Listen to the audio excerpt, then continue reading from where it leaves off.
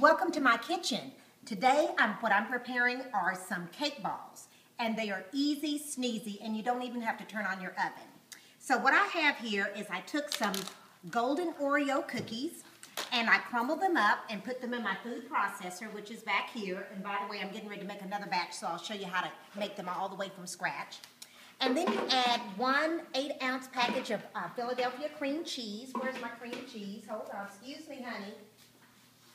Philadelphia cream cheese. You make sure that it's at room temperature. You add that to your food processor, and you blend that together to where it looks like sand. And then you take your cookie dough, your cookie thing, and you just dip up. You roll your ball up, and you set that on a piece of parchment paper. And then I'm going to take this and I'm going to put it in the refrigerator for about 45 minutes. To let them get hard again, and then we're going to ice them. And when I get finished, you're not going to believe it. They're going to look like a professional made them, and I made them right here in my kitchen. My husband's in the kitchen helping me out. Thank you, honey. You're welcome. Okay, so let's get started from the very beginning. Now, I'm the kind of person that I don't like to wash dishes when I'm in the kitchen, and as long as I'm using the same ingredients, I don't wash my food processor over and over again.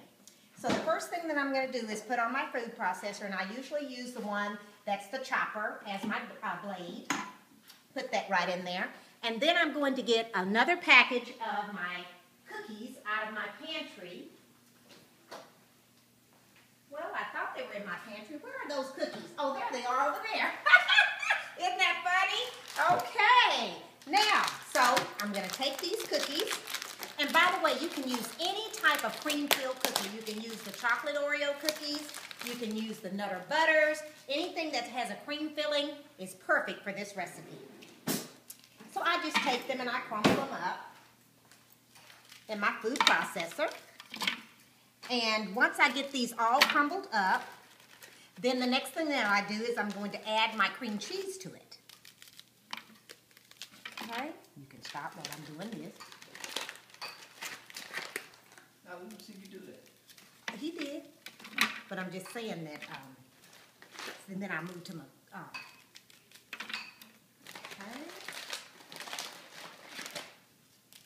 And another thing too about this, you know, if you drop one on the floor, don't worry about it. Never make any excuses like some chefs do or some cooks do, you know, oh, I'm sorry, that didn't turn out right or whatever, because you're basically cooking from love and from your heart.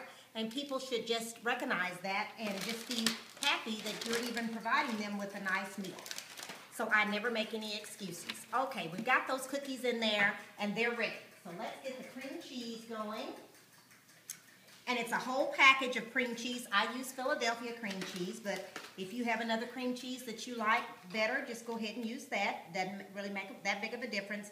But I would suggest to use a nice cookie, one that you know that you've used before, you know it tastes good, and then that way you don't have to worry about your cookies not tasting delicious once you make your cookies, your cake balls all the way up. So now I've got my cream cheese off in my food processor. Just 1 second. And then I take this and I just turn it on to pulse and just pulse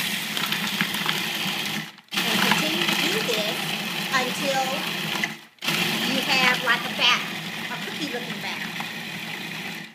See how easy this is? It's wonderful, and the kids love them. Your family will love them. They'll just be perfect. Let's look at that and see how that's coming along. Okay, coming along just fine.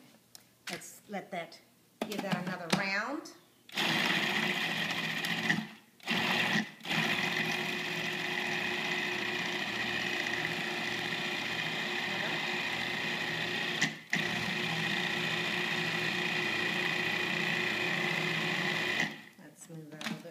Now this worked a lot better on my first batch, but I'm going to have to give this a little help so it can get down off in that blade and finish mixing. There we go. There we go. We have it. Okay, come on around here. There we go.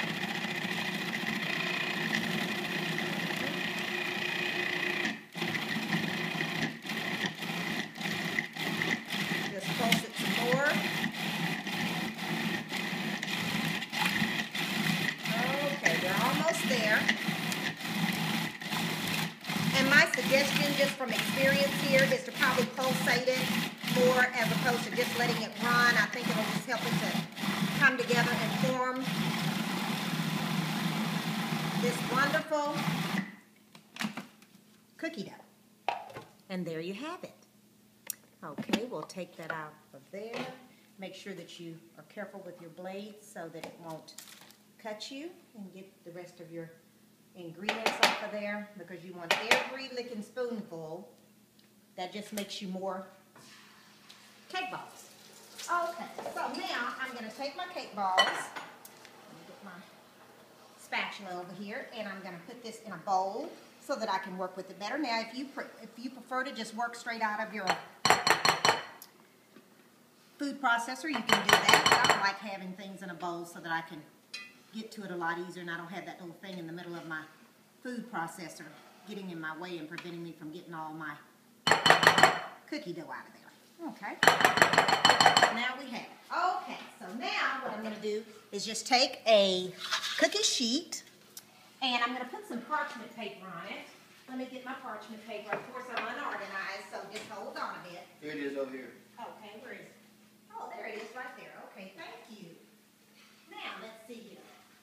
Let's get us some parchment paper out right here.